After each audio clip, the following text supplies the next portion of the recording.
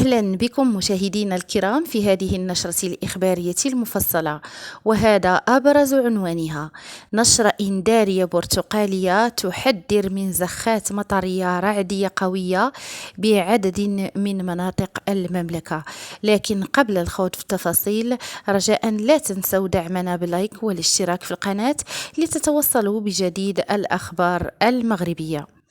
أفادت نشرة إنذارية للمديرية العامة للأرصاد الجوية بأن زخات مطرية رعدية قوية ما بين 25 و 35 ملم مرتقبة بعد زوال اليوم الثلاثاء 18 يوليوز 2023 بعدد من مناطق المملكة. ومن المرتقب نزول قطرات أو زخات رعدية في بعض المناطق بالأطلس الكبير والصغير والسهول غرب الأطلس الكبير وداخل الأقاليم الجنوبية.